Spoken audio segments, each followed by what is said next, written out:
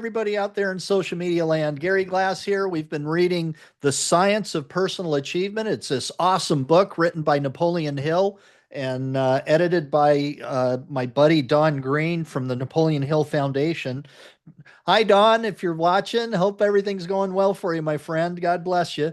I know you've got the certification classes coming up pretty soon. That would be a fantastic set of courses on the philosophy of success as Napoleon Hill wrote them up. And just such a great course and just such a great group of people to be able to meet and have something to do with.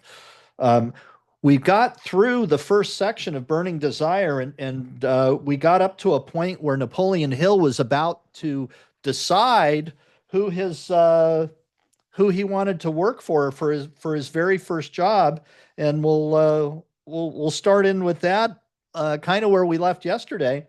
I recognized that if I picked out a very successful, very prosperous, a very wealthy man and could work with him in close contact as a secretary, that I would appropriate all of his friends and much of his knowledge, and it would be worth a stupendous amount for me. And so here we go with a little drum roll here. I finally chose General Rufus A. Ayers of Virginia.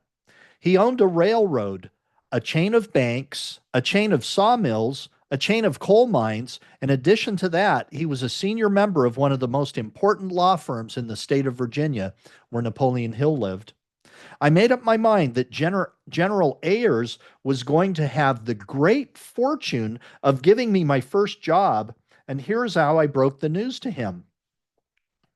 Even there, look at the confidence. Look at the, I don't know, and some people might call it, look at the huevos Napoleon Hill had in saying, this is the job that I want. I've made a committed decision. This is what I'm going to do. This is what I'm going to get. This is how I'm going to do it. And look at him go. He's just in go, go, go mode. So I wrote him a letter saying, and here's the letter. Dear General Ayers, I have just completed a secretarial course at Tazewell Business College, and I know you will be glad to hear that I have chosen you as my first employer. I am willing to go to work for you under the following conditions. And this is great too. Check this out. I will work for the first 3 months and pay you a salary of any amount you name per month for that privilege, with the understanding that if at the end of those 3 months you wish to continue my services, you'll pay me that same salary. But meanwhile, you'll allow me to put on the cuff to go into debt what I owe you, and you can take it out of what you'll owe me if you continue my services. Sincerely, Napoleon Hill. Oh my gosh, I love this. In that letter, I've just completed a secretarial course at Tazewell Business College, and I know he has such self-confidence. He has such a high degree of self-belief and self-esteem and just taught, what would I call it? Follow through faith, where he knew what he wanted to do, and he had the belief in himself, and he followed through with his actions and made it happen. And then he says, you will be glad to hear. He's so full of enthusiasm that he's even imparting that enthusiasm into General Ayers, saying, you're going to be so happy and grateful that you've met me, that I have chosen you as my first employer. Talking about confidence again, it just kind of bold, huh? And then he goes on, I will work for you for the next 3 months, pay you. I'll pay for my training in your business, is effectively what he said. And then he goes on with, and I'll pay you any amount you name per month for that privilege. Talking about going the extra mile. You've heard of going the extra mile? I've also heard one of my mentors, David Meltzer, he says going the empty mile, where there's absolutely nothing I expect in return. Here's Napoleon Hill, not only not expecting anything necessarily in return for those first 3 months, but I will pay you for the training that most people ask to, the gimme, gimme, gimme. So the this I'll call it this episode continues. I guess that put him on the spot, didn't it? He didn't answer my letter.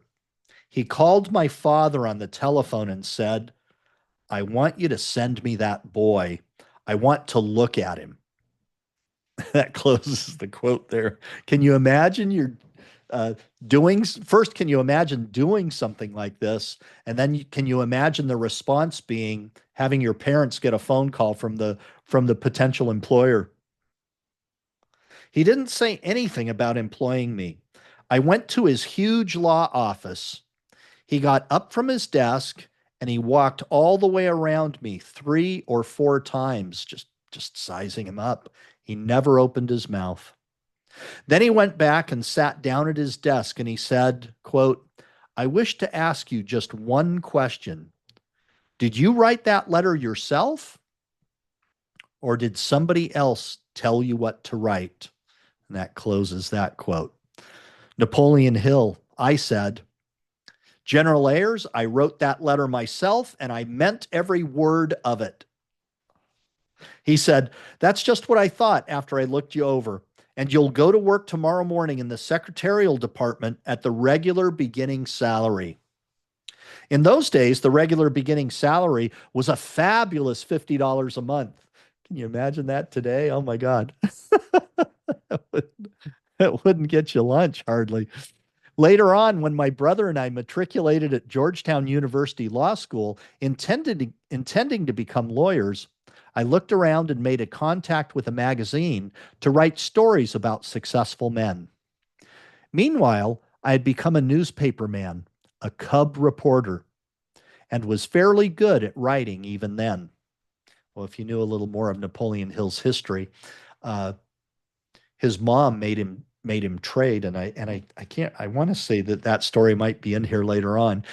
She made him trade his 6 shooters. He had like Colt guns that he was quite the mischievous character. He was causing trouble here and there, and she made him trade it for a typewriter. And so in his teens, he ended up in trading the guns for the typewriter, he ended up starting to write stories, and he ended up having a fabulous imagination, writing up all kinds of stories. He ended up having a number of pseudonyms and writing stories in a number of different newspapers in the Appalachians in the geez, I guess that would have been the late 1800s.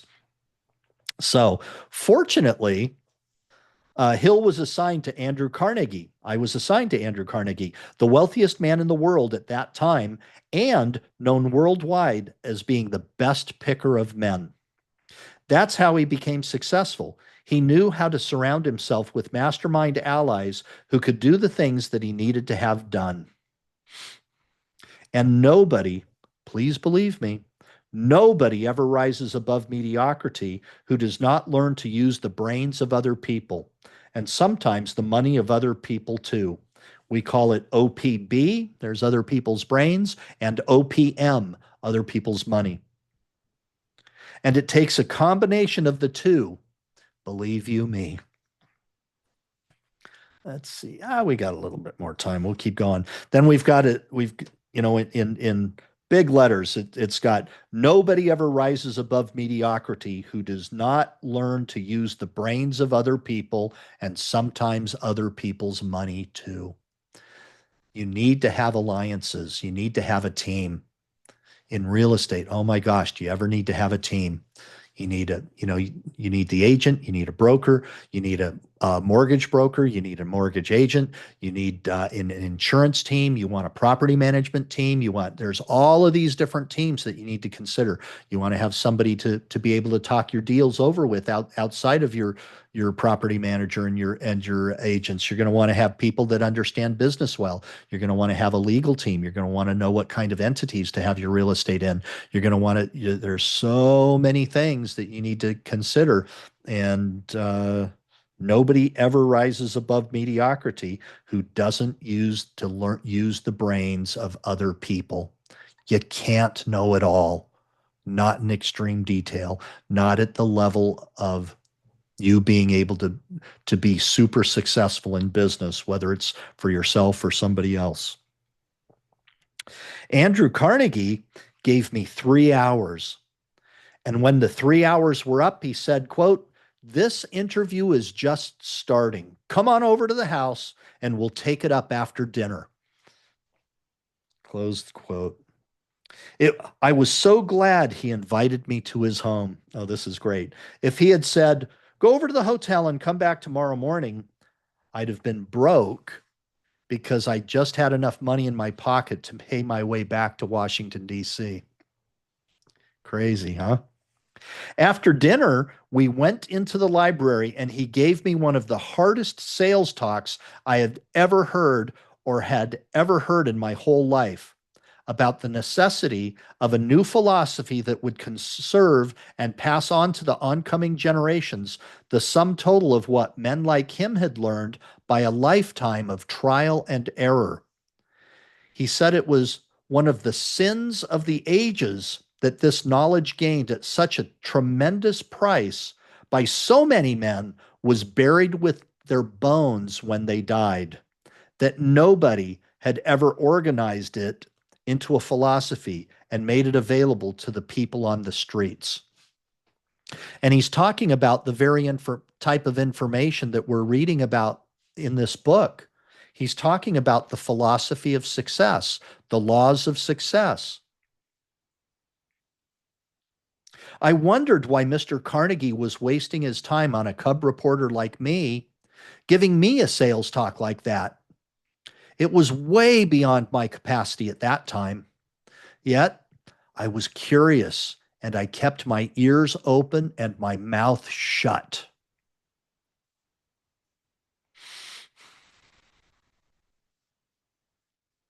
Meanwhile, he told me what this philosophy would do for the person who organized it, what it would do for oncoming generations, how it would benefit people not yet born. And then he said, quote, "I've been talking to you for about 3 days about this new philosophy. I told you all that I know about it, about its possibilities and its potentialities.